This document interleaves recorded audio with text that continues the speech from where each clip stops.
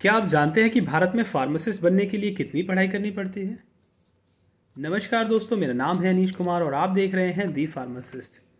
बात करें थोड़ी सी हिस्ट्री के बारे में फार्मेसी की, तो 1932 में पहला फार्मेसी से रिलेटेड कोर्स जो है वो लॉन्च हुआ था। तो 1932 में फार्मेसी जो है AMU यानी अलीगढ़ मुस्लिम यूनिवर्सिटी में पहले कोर्स की शुरुआत हुई थी। और उसके बाद जो है 1948 में पहली बार जो है फार्मेसी काउंसिल ऑफ इंडिया का गठन हुआ था और फार्मेसी एक्ट आया था 1948 में। बात करें कि डी फार्मेसी और बी फार्मेसी ये कोर्सेज जो लॉन्च हुए थे ये हुए थे 1950 में। और इसके बाद एम फार्मेसी की भी ज़रूरत लगी तो वो 1954 में पहला एम फार्मेसी कोर्स जो है वो लॉन्च हुआ था बनारस हिंदू यूनिवर्सिटी में। उसके बाद अगर बात करें कि भाई एक और कोर्स है वो है फार्म डी, इसे कहते हैं डॉक्टर ऑफ फार्मेसी।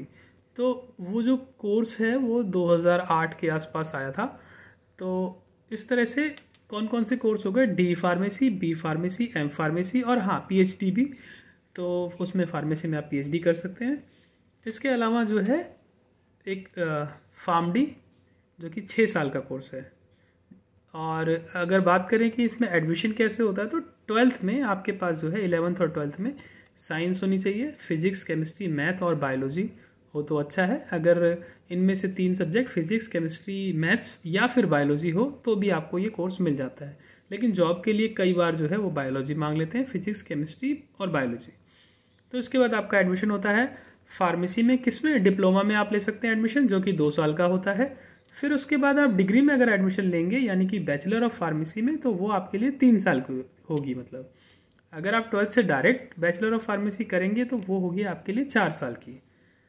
तो उसके बाद आप बैचलर ऑफ फार्मेसी कंप्लीट करने के बाद एम फार्मेसी कर सकते हैं या फिर फार्म डी के लिए जा सकते हैं।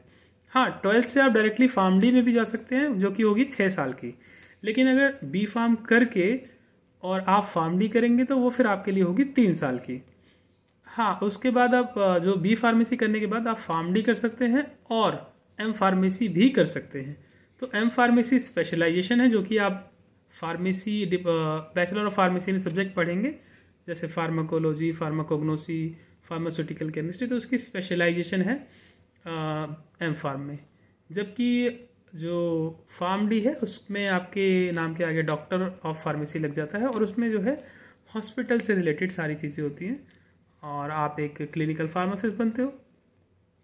तो आज के लिए इतना ही, फिर मिलते हैं एक नई वीडियो में। तब तक के लिए बाय बाय, टेक केयर, जय हिंद।